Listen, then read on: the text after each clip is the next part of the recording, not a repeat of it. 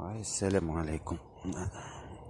حبيت نوريكم عملية قمت بها عندها 3 أسابيع. هو إلصاق 3 شجرات برتقال في بعضهم. ديجا صورت الفيديو كيفاش لصقت الأغصان في بعضهم، هاوكم باينين.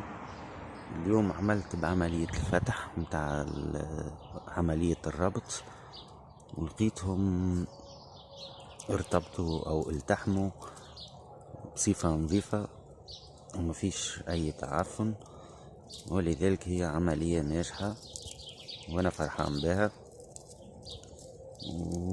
وبعد قليل نقوم بعملية القص الزوز أغصان اللي ربطهم في بعضهم، هذا الغصن من الشجرة هذه وهذا من الشجرة الأخرى، وهذه عملية الالتحام تشوفوها كيف نظيفة. والعملية اللي عملتها شديت الزوز أغصان، نجرتهم شوية من الجنابي، ومن بعد لصقتهم وربطتهم بالشريط هذا، ومن بعد بالشريط اللاصق غلفتهم باش يحميهم من الهواء ومن المطر، وهم نجحوا كما تشوفوا. عملية الالتحام نجحت.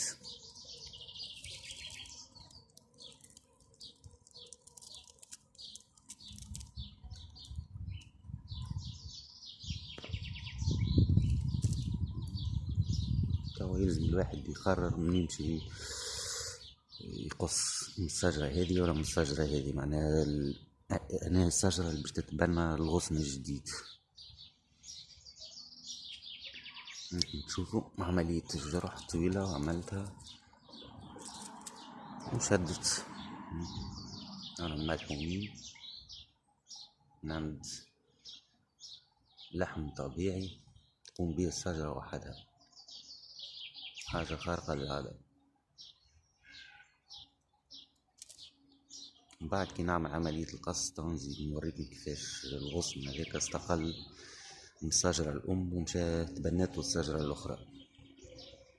هما كما تشوفوا 3 أشجار البرتقال مستقلين، نحاول تربطهم في بعضهم، حاجة جديدة.